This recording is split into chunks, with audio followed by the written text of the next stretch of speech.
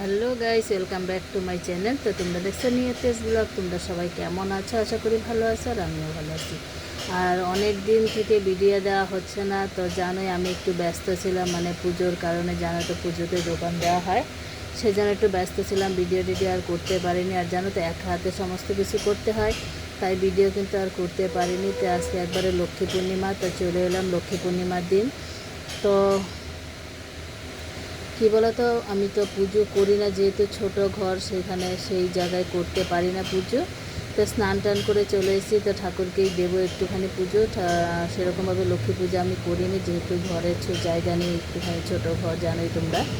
সেই জন্য আর পুজো করবো না। তো ঠাকুর পুজো যেরকম প্রতিদিনের পুজো দেওয়া হয়, সেরকমই পুজো দেবো একটু ঠাকুরকে। আর এদিকে আজকে কিন্তু প্রসাদ টসাদ সেরকম কিছু করব না। তো আমাদের খাওয়ার জন্য আজকে খিচুড়ি আর সবজি করবো, পাঁচমিশালি সবজি আর খিচুড়ি করব। তো তনু কিন্তু খিচুড়ি ভালোবাসে না, জানি না ও খাবে কিনা। তো আজকে এটাই কিন্তু করব, যেহেতু আজকে লক্ষ্মী পূর্ণিমা, আর লক্ষ্মী পূর্ণিমার দিন একটু খিচুড়ি না খেলে তো ভালো লাগে না। আর এদিকে দেখো এখন বাজে 10টা, এখনও তনু আর বাবু ওঠেনি। আর কেন বলো তো, কালকে রাতে শুতে শুতে ওদেরও প্রায় 1:30-2 বেজে গেছে, সেই জন্য কালকে রাতে ঘুম হচ্ছিল না, সেই জন্য কিন্তু এখনও ওঠেনি।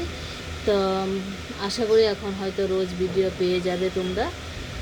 আর জানো তো পুজোতে দোকান টোকান করে না, দেখতেই পাচ্ছ মুখ টুকের অবস্থা একদম এত ক্লান্ত হয়ে গেছি, মানে কি বলবো তোমাদের, মানে এরকম এরকম শরীর ক্লান্ত আর কোনো বছর হয়নি। এই বছরই কিন্তু মানে ভীষণ খারাপ অবস্থা। আর পুজোর কটা দিন তো খাওয়া দাওয়া ঠিকঠাক নেই, যা পেরেছি সেদ্ধ ভাত যা হোক একবেলা খেয়েছি, তো ওই বেলা খাইনি, এরকম করে কিন্তু কাটিয়েছি। সেই জন্য কিন্তু শরীরটা ভীষণ দুর্বল হয়ে গেছে।